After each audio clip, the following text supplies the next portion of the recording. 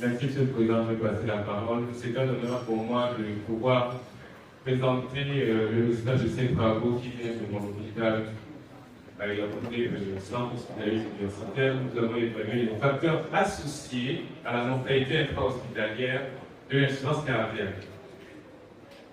Dans tout conflit d'intérêt, nous allons le présenter selon le plan habituel.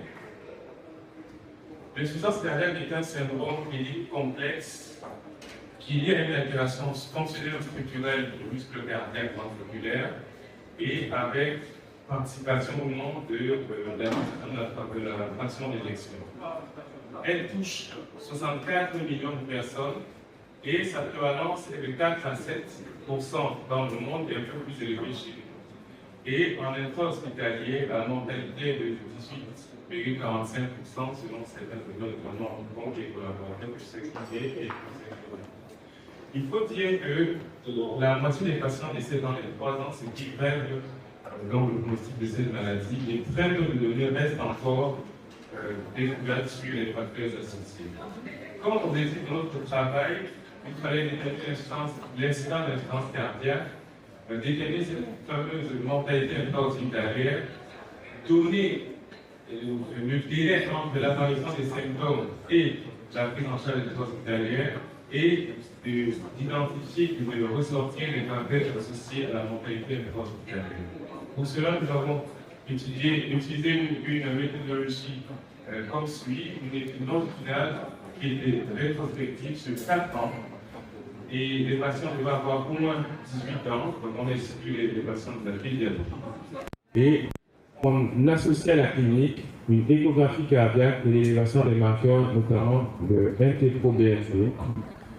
Et nous avions regardé donc, tous ces éléments-là dans les dossiers des patients, et quand ils étaient incomplets, le patient était exclu. Nous avons respecté les considérations administratives et éthiques. Donc sur 1918 dossiers, nous avons retenu 313 dossiers d'insuffisance cardiaque et nous avons eu 60 personnes qui étaient décédées, ce qui faisait une mortalité de 19,17%. Nous avions une dominance qui était masculine. Concernant les associations entre le délai d'apparition des symptômes et la prise en charge, comme vous pouvez le constater, nous avons un ordre de choqué à 3 qui montrait que c'était significatif. Donc l'influence du délai d'apparition qui était volontiers long, au-delà de 10 jours, était un facteur indépendant qui expliquait donc la mortalité de ces patients. Comme facteurs associés principaux autres, nous avons l'hypertension artérielle. Je vous rappelle que l'hypertension artérielle, comme l'ont montré tous nos prédécesseurs, est le premier facteur de risque le plus fréquent dans l'insuffisance cardiaque, ou le plus fréquemment retrouvé. L'altération sévère de la fonction systémique qui montre que les patients étaient graves, de même que l'insuffisance rénale sévère et l'hyponatrémie sévère. Donc tous ces facteurs-là étaient significativement associés à la mortalité comme classiquement dans cette pathologie. Comme conclusion, une personne sur 6 était admise dans notre service,